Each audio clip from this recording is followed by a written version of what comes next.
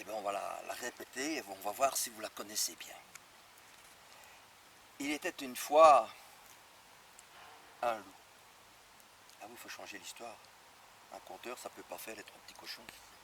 Et le loup avait très faim.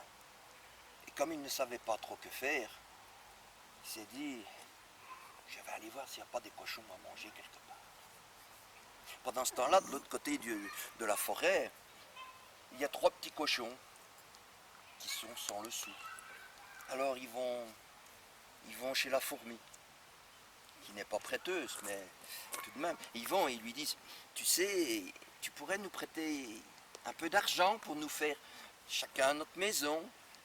Mais vous connaissez tous la chanson, la fourmi n'est pas prêteuse. Et puis, elle se dit, mais quelles sont mes garanties? Oh, les cochons ont fait, tu sais, avec nous tu te feras du lard, il n'y a pas de souci.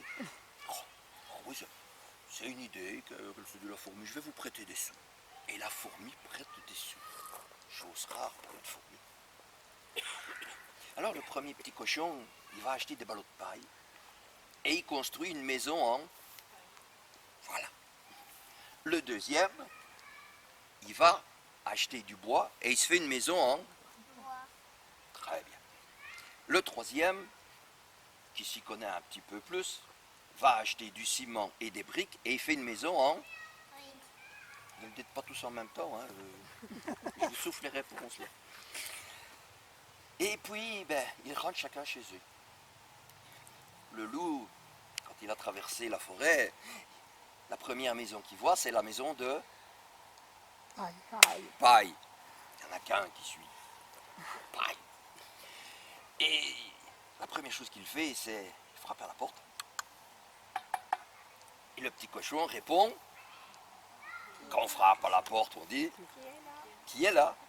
Et le loup fait « C'est le loup, je viens te manger. » Le petit cochon, il n'ouvre pas la porte, il se dit « Pas fou, je ne vais pas te faire manger. » Alors le loup lui dit « Ouvre ta porte, ou je vais prendre un souffle énorme et faire tomber ta maison. » Alors il prend un grand souffle, une grande respiration. Si vous savez le faire, ça m'arrangerait. Une grande respiration, tout le monde ensemble. Non, hein, prenez votre respiration. Allez, on va recommencer. Allez, à 3, vous prenez tous votre respiration et vous la tenez avant. 1, 2, 3.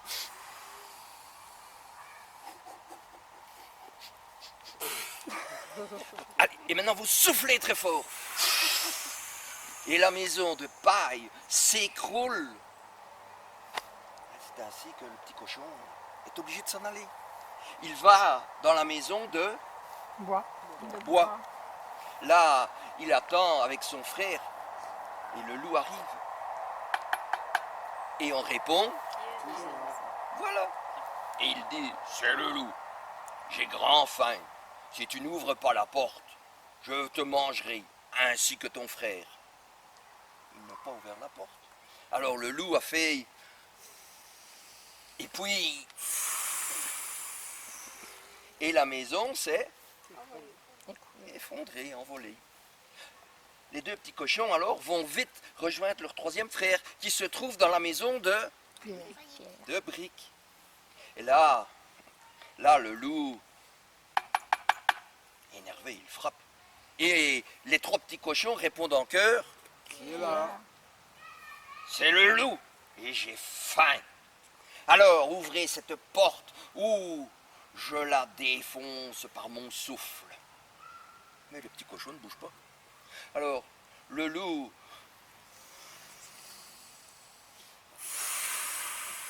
et la maison, eh ben oui, elle tient, elle ne s'écroule pas. Alors il recommence une seconde fois. Plus fort, et la maison ne s'effondre toujours pas. Alors le loup est dépité. Il s'en va. Il ne mangera pas les 3 petits cochons pour cette fois. Et il traverse le bois. En partant comme ça, chemin faisant, il se rend compte qu'il y a quelque chose d'étrange. Quelque chose qui bouge derrière une haie, une futaie. Il regarde et il voit quelque chose de rouge avec un petit chapeau. Alors, il décide d'aller voir, il va de l'autre côté, il regarde, et il voit un panier. Il se dit, s'il y a un panier, il y a de quoi manger, alors je vais y aller. Et le loup se fait passer pour un chien. Il s'installe, ne bouge pas, et attend. Quand la petite fille arrive, bonsoir, quand la petite fille arrive, il fait semblant de rien, il lui dit, bonsoir, qui es-tu? Et elle dit, je suis le petit chaperon rouge. Et qu'as-tu dans ton sac? Alors elle dit, ah, j'ai de la marmelade, j'ai des gaufres, j'ai du beurre, j'ai du ketchup. Ah bah ouais, elle a été au Lidl faire les courses. Et elle explique tout ce qu'elle a. Oh, le loup, il se dit, je vais me régaler. Et où vas-tu? Eh bien, je vais voir ma grand-mère, ma mère grand. Alors le loup lui demande, il lui dit, mais tu vas passer par où?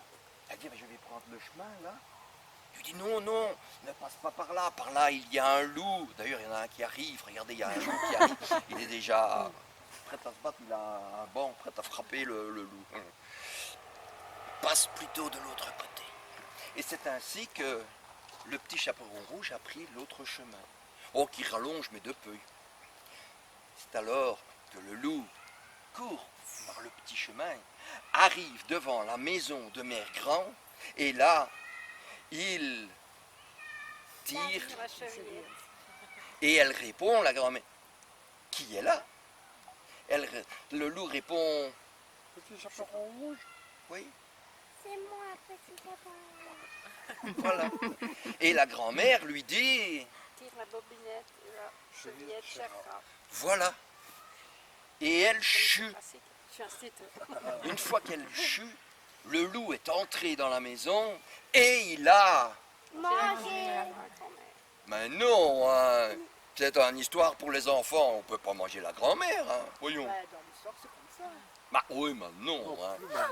Alors, le loup, il se présente, il dit, Mère Grand, excusez-moi, je vous ai menti, je ne suis pas le petit chaperon rouge, je suis un pauvre chien errant, j'ai très faim. Alors, ses oreilles se sont très abaissées, sa grosse queue velue s'est remise en dessous de lui. Et il a fait, pourriez-vous me garder, car cet hiver, il va faire froid et j'ai besoin de nourriture. Je pourrais garder votre maison et surveiller qu'aucun loup ne vienne vous embêter. Et la grand-mère, eh bien, elle a accepté. Elle lui a dit, eh bien, viens, mon beau toutou, monte sur mon lit, viens près de moi. Je ne peux pas vous dire ce qu'elle a fait, car il y a des enfants, mais elle a caressé le loup. Quelques minutes plus tard, le petit chaperon rouge est arrivé. Et le petit chaperon rouge a... Et à ce moment-là, Mère Grand a demandé, qui est là? Et elle a répondu, c'est le... Vous ne suivez pas, hein, vous. Vous ne savez pas. C'est moi. Oui. C'est moi, petit chaperon rouge. Voilà. Et la grand-mère dit, Tire la bobinette. Tire la chevillette et la bobinette, chakra. ah, c'est bien, il y a des histoires comme ça, on n'a pas besoin de raconter. On fait juste les petits entrelacés. Et le petit chaperon rouge est entré. Une fois qu'elle est entrée, elle a reconnu sa grand-mère et elle a reconnu... Le loup. Non, le chien errant. Le pauvre petit chien qui lui avait donné la bonne direction. Alors, elle s'est installée près de sa grand-mère. Elle a sorti les marmelades, le beurre, les gaufres, le ketchup, tout ce qu'il y avait à manger. Ah, c'était chouette, ils ont fait un bon repas. Et puis, le petit chaperon rouge est reparti. Et durant tout l'hiver, le loup est resté avec la grand-mère. Ils étaient comme cul et chemise, ils s'entendaient très bien. La grand-mère lui a donné à manger. Et lui faisait semblant de rien. Il se disait, je ne vais pas me plaindre. Pour ce que je n'ai à manger, là, je suis bien. Et quand l'hiver fut terminé, eh bien, le loup, qui était devenu un chien, eh bien, a dit à la grand-mère, Mère Grand, je vous aime bien, mais je voudrais découvrir le monde. Je voudrais aller voir ce qu'il y a de l'autre côté de la colline. C'est ainsi que la grand-mère a fait un petit pactage et l'a donné au loup. Il lui a dit, tu n'en auras que pour 2 jours, il faudra que tu te débrouilles. Et le loup est parti. Il n'a pas mangé la grand-mère. Il n'a pas mangé le petit chaperon rouge. C'est une jolie histoire, mais elle n'est pas finie. Ça serait trop beau. Quand il est parti, eh bien en chemin, il a mangé. Et puis, de l'autre côté de la colline, il n'y avait rien. Il a continué à marcher, à marcher, à marcher. Et un soir, il a vu une ferme. Alors, il est allé près de la ferme. Et quand il a regardé, il a vu un chien.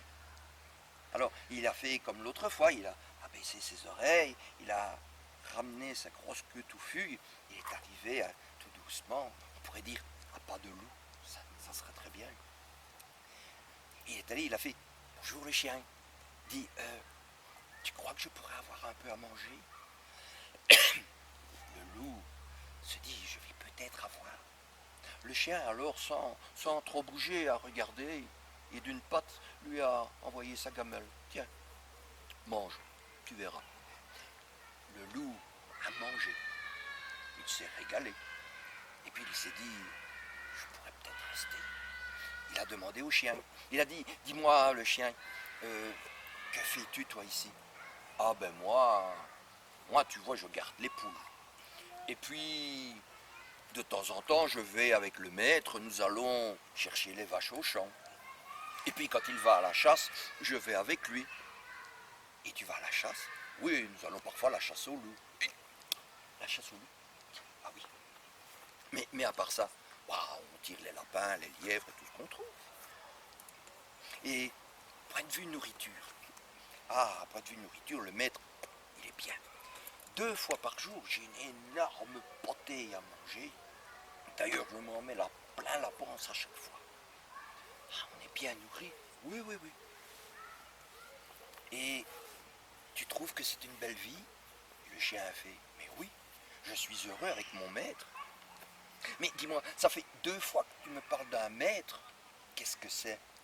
Eh bien, c'est la personne qui me nourrit, qui m'emmène à droite et à gauche.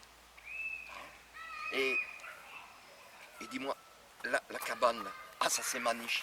Tu vois, en été, je dors dans la niche, et en hiver, eh bien, je peux dormir dans la maison du maître. Ah oui. Et ça, là, ce qui pend à ta niche, ça c'est ma chaîne. Vois-tu, je suis enchaîné quand même. Ça me plaît moins. Et puis là, qu'est-ce que tu as? Ça c'est mon collier. Tu vois, le maître me met le collier et je dois